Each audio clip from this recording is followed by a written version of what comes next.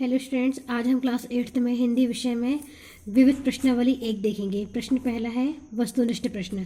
निम्नलिखित पर्यायवाची शब्दों की सही जोड़ी बनाइए। तो अमृत का होता है सुधा, विहग का होता है पक्षी, कमल का अर्थ होता है सरोज, और रात का पर्यायवाची निशा, और सरस्वती का वीणा वादनी। प्रश्न क्रमांक दूसरा है, सही विकल्प चुनिए। हृदय भर आना मुहावरे का अर्थ है दुखी होना। दूसरा है, निम्नलिखित रचनाकारों में से किसका संबंध राजस्थान से है? तो मीरा का। तीसरा है, श्रुति ईमानदार है और प्रतिभाशाली भी है। यह वाक्य है संयुक्त वाक्य। प्रश्न क्रमांक तीसरा है, रिक्त स्थानों की पूर्ति कीजिए। जहाज का पंछी शब्द कवि खालिस्तान की कविता में प्रयुक्त हुए हैं, तो सूरदास की। दूसरा है, आधी ताकत खींच लेने की शक्ति का वरदान राजा बाली को प्राप्त था। छंद 2 प्रकार के हैं, एक मात्रिक छंद और दूसरा वर्णिक छंद। प्रश्न क्रमांक चौथा है, निम्नलिखित शब्द उपसर्ग जुड़कर बने हैं, इन शब्दों के उपसर्ग अलग कर दो और तालिका में लिखिए। तो प्रतिक्षण का उपसर्ग अलग करना है, तो प्रतिधन क्षण, पराजय का पराधन जय, अभिशाप का अभिधन शाप, अनुगमन का अनुधन गमन, विज्ञान का विधन ज्ञान। प्रश्न क्रमांक 5वां है, अति लघुत्तरीय प्रश्न। किस बात के मान लेने से हमारी शक्ति आधी हो जाती है?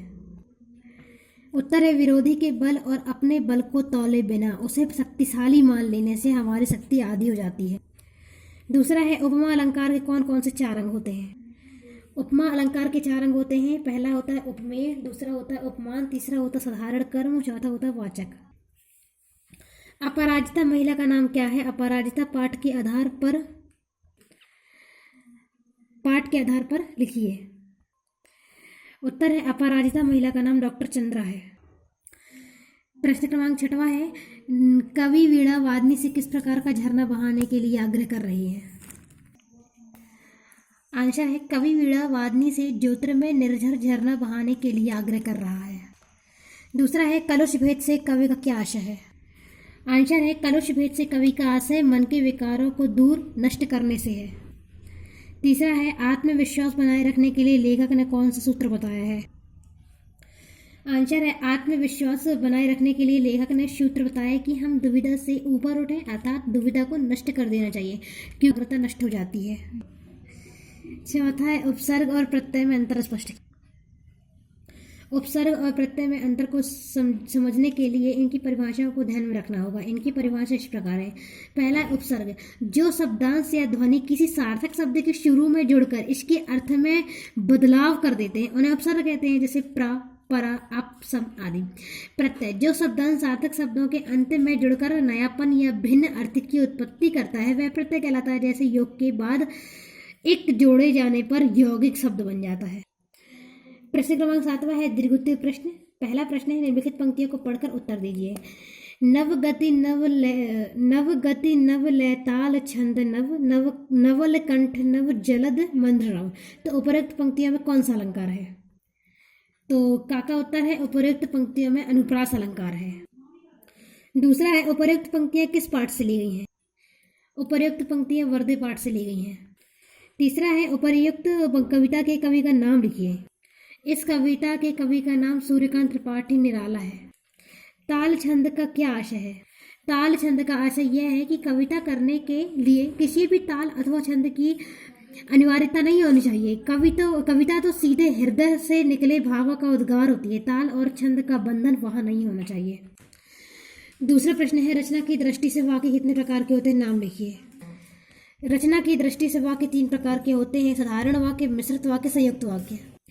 तीसरा है, मुफ्तानंद जी का चरित्र चित्रण कीजिए। उत्तर है, मुफ्तानंद जी बिना निमंत्रण के भी किसी के द्वारा दिए गए भोज आदि में चले जाते हैं। वे मुफ्त खाकर मस्त रहते हैं। पैसा खर्च करना वे सीखे ही नहीं। वे अखबार पर भी खर्च नहीं करते। अपनी संतान की शिक्षा पर कोई खर्चा नहीं करते। मुफ्त में प्राप्त की गई पुस्तकों में से वे अपने पुस्तकालय की शोभा बढ़ाते।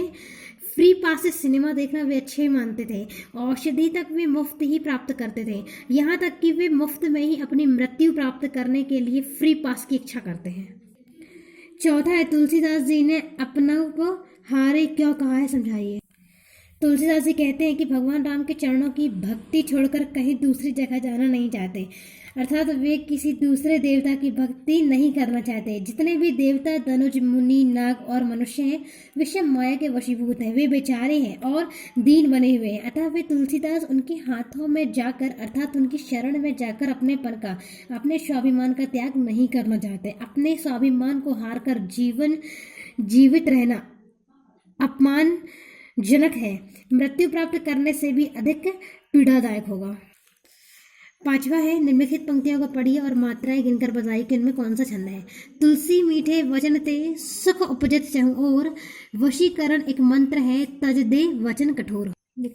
ये पंक्ति जो है इसमें भी क्या करना है, मात्रा गिनना है। तुलसी, ये ता में छोटे की मात्रा तो एक और सा में बड़े की है तो 2, ठीक है। माँ में बड़े की मात्रा है मतलब इसमें 2 मात्रा, ठा में एक ही है तो इसमें 2 मात्रा। वचन इसमें एक मात्रा है, ता में एक, इसमें 2 मात्रा है। सुख इसमें भी एक मात्रा है। उपजत एक, ठीक है ना। चहु इसमें भी छोटा है तो एक मात्रा है। और ओ में देखो बड़ी है ना तो इसमें 2 मात्रा है, और रचोटरा है छोटा है तो इसमें 1 मात्रा है। वशीकरण में भी ऐसे ही मात्रा लगाएंगे। तो जो ये पंक्ति है इसमें 4 पद है और यह दोहा छंद कहलाता है, क्योंकि जिस छंद के विषम व सम चरणों में, विषम मतलब 1 और 3, सम मतलब 2 या 4 पद, क्रमशः 13 व 11 मात्राएं हों तो उसके 4 चरण होते हैं तो वह दोहा छंद कहलाएगा। अर्थात पहले और तीसरे चरण में 13 मात्रा होंगे, दूसरे और चौथे चरण में 11 मात्रा होंगी, इसलिए यह छंद दोहा छंद है। प्रश्न क्रमांक 6 देखते हैं। निम्नलिखित शब्दों का अर्थ लिखकर वाक्य में प्रयोग कीजिए। हमारे सामने शब्द दिए गए हैं, इनका अर्थ बताना है और वाक्य में प्रयोग करना है। पहला है नतमस्तक, तो इसका अर्थ होता है सिर झुकाकर। वाक्य प्रयोग करते हैं, हमें नतमस्तक होकर नमस्कार करना चाहिए। दूसरा है आभा मंडित, तो इसका अर्थ होता है कांति से शोभित। वाक्य प्रयोग करते हैं, आभा मंडित मुखमंडल तेज बिखेर रहा था। तीसरा है रंचमात्र, इसका अर्थ होता है थोड़ा सा या तनिक सा। वाक्य प्रयोग है, वह रंचमात्र भी अपने दुष्कर्म पर लज्जित नहीं था। चौथा है जिजीविषा, इसका अर्थ होता है जीवित रहने की इच्छा। वाक्य प्रयोग है, छोटा भी जीव विरोधी दशा में भी जिजीविषा लिए होता है। 5वां है जिह्वाग्र, मतलब जीभ पर। वाक्य प्रयोग होते हैं, अपने दुश्मनों का नाम हम जिह्वाग्र पर भी नहीं आने देते। 6वां है पुष्पवेशी, फूलों का वेश बनाने वाला। वाक्य प्रयोग है, देवांगनाएं प्रायः पुष्पवेशी होती हैं। 7वां है यातनाप्रद, मतलब होता है इसका कष्टदायक। वाक्य प्रयोग है, यातनाप्रद परिस्थितियों में वे उसे निराश बना दिया। 7वां प्रश्न देखते हैं, आर्यभट्ट नामक उपग्रह के अतिरिक्त भारत ने और कौन कौन से उपग्रह अंतरिक्ष में भेजे हैं। आर्यभट्ट के अतिरिक्त भारत ने अनेक कृत्रिम उपग्रह अंतरिक्ष में भेजे हैं। इनमें से Bhaskara first, second, Rohini, Ariane, messenger, INSAT, first A, first B, first C, first D, first RS, first A, first B, INSAT 2A, 2B, 2C, 2D, 2E, Oceansat, INSAT 3A, 3B, 3C, 3D, 3E, Kalpana first, एटसैट, INSAT 4A, 4B, 4C, 4D इत्यादि प्रमुख हैं। आइए हम last question देखते हैं। प्रश्न क्रमांक 9वां, किसी संत कवि द्वारा रचित कोई एक पद या कविता लिखिए। बसो मेरे नैनन में नंदलाल, मोर मुकुट मकरा रति कुंडल, अरुण तिलक किए दिए भाल, मोहिनी मूरत शाविर शिवरत, नैना बने विशाल, अधर सुधार मुरली राजत उर बजंती माल, क्षुद्र घंटिका कटितट शोभित नूपुर सबदृशाल, मीरा प्रभु संतन सुखदाई भगत बचन गोपाल। ये जो पंक्ति है मीराबाई ने लिखी है।